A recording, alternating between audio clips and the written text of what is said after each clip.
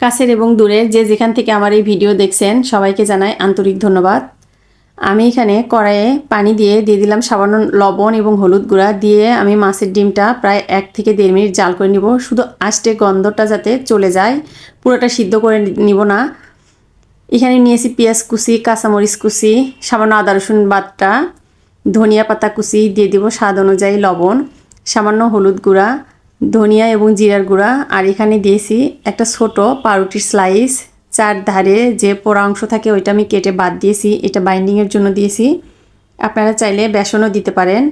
এগুলো একটু ভালো করে মেখে নিয়ে আমি একটা ডিমের সাদা অংশ এখানে দিয়ে দিব। এইটা দিয়ে আমি আর একটু ভালো করে সব কিছু মিশিয়ে নিব। এইটা আমি পেঁয়াজুর শেপে ভাজবো, আপনারা আপনাদের পছন্দ মতো শেপ দিয়ে ভাজতে পারবেন। আমি সরিষার তেলে এটা ভেজে নিব। সরিষার তেলে ভাজলে সুন্দর একটা ফ্লেভার আসে, যেটার জন্য খেতে খুব ভালো লাগে। চুলার জালটা আমি মিডিয়াম থেকে একটু লোতে রেখেছি, খুব বেশি জোরে জাল দেওয়া যাবে না, তাহলে উপরের অংশটা একদম পুড়ে যাবে আর ভিতরে কাঁচা থাকবে, যেটা খেতে ভালো লাগবে না। খুব অল্প আছে এটা ভাজতে হবে। আর এক পিঠ হয়ে গেলে তারপর এটা উল্টিয়ে দিতে হবে। ভালো করে যদি এক পিঠ না হয় তখন যদি উল্টিয়ে দিতে যাই তাহলে সবগুলো একদম ভেঙে তেলের সঙ্গে মিশে যাবে।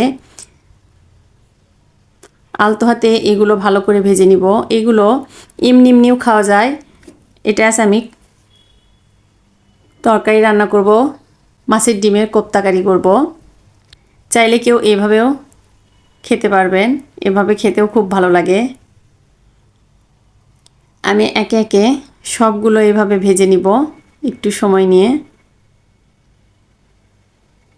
এই তেলেই আমি দিয়ে দেব একটা আলু, একটা বড় সাইজের আলু আমি এই তেলে লাল লাল করে ভেজে নিয়েছি। আলুতে আমি একটু লবণ দিয়েছিলাম। ওই তেলেই আমি দিয়ে দিলাম তেজপাতা, দারচিনি, সাদা এলাচ এবং একটা পেঁয়াজ কুচি। দিয়ে দিব আস্ত জিরা, আর আমি এখানে দিয়েছি কালি জিরা। এইটা দিয়ে তেলের সঙ্গে একটু ভালো করে নেড়ে নিব। পরে দিয়ে দিলাম শুকনো মরিচ। শুকনো মরিচটা দেওয়ার কথা মনে ছিল না, এই জন্য পরে দিলাম। দিয়ে দিলাম হাফ চা চামচ জিরা বাটা এবং হাফ চা চামচ আদা রসুন বাটা। এগুলো আমি একটু তেলের সঙ্গে ভেজে নিয়ে দিয়ে দিব এখানে সামান্য গরম পানি দিয়ে।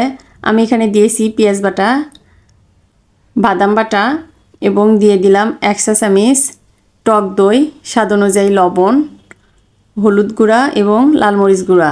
আমি পেঁয়াজটা তেলের সঙ্গে ভালো করে ভেজে ওইটা বেটে নিয়েছি। সবগুলো মশলা আমি একটু ভালো করে কষিয়ে নিব। উপরে যখন তেল উঠে আসবে, যে আলুগুলো আমি ভেজে রেখেছিলাম ওইগুলো আমি এখানে দিয়ে কিছুক্ষণ নেড়ে নিব যাতে আলুটা সিদ্ধ হয়ে আসে।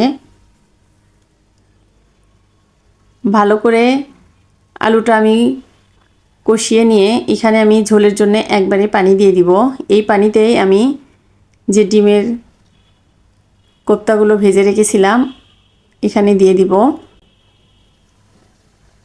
যতটুকু ঝোল রাখবো ওই পরিমাণে আমি এখানে পানি দিব। পানিতে ভালো করে বলক উঠে আসলে আমি কিছুক্ষণ জাল করে নিয়েছি। সাথে সাথেই কিন্তু আমি এই মাছের ডিমগুলো দিয়ে দিইনি, প্রায় 5-7 মিনিট আমি আলুর সঙ্গে এটা জাল করে নিয়েছি। তারপরে আমি এটা দিয়ে দিলাম 1 চা চামচ গরম মশলা গুঁড়া। এটা দিয়ে আমি আর 1 মিনিটের মতো নেড়ে নিব। নামানোর আগে দিয়ে দিব ধনিয়া পাতা কুচি।